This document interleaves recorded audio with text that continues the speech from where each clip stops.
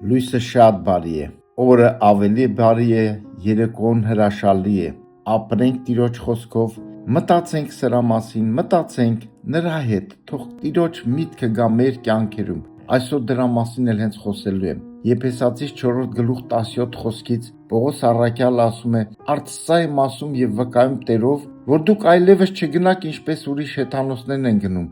իրանց մտքի ունայնությունովը, որ խավարած են մտքով և օտար Աստծո կյանքիցը, այն տգիտության պատճառով, որ նրանցում է,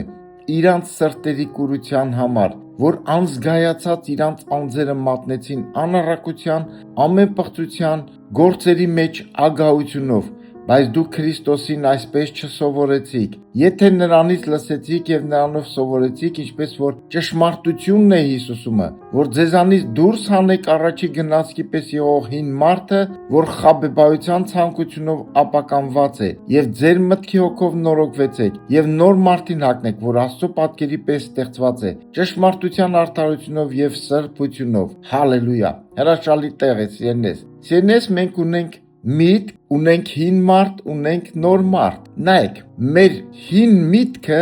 ապականված միտքը գործում է հին մարդի հետ եւ ինչա բերում մեր մեջ, բերում է այսպես որ գրված է անառակություն, պղծություն, ագահություն, զանազան վատ բաներ։ Իսկ երբ որ մենք գործում ենք Քրիստոսի մտքով եւ հանում ենք այդ հին մարդը ամեն բաներով նորոգված, սիրելիներ, արդեն սկսում ենք Աստծո պատկերի պես մտածել, ինչպես Քրիստոսը կմտածեր։ Եկեք ես եւ դու նորոգվենք մտքով, Քրիստոսի մտքով, թող Քրիստոսի միտքը մեզ առաջնորդի, սիրելիներ, մեր կյանքը, հրաշալի կյանք ունենանք, Աստծո սրտի համեմատ մարդիկ կլինենք, Աստծուն կուրախացնենք, Աստված կասի, սա իմ սիրելի որդին, որին հավանել եմ, հալելույա, ամեն։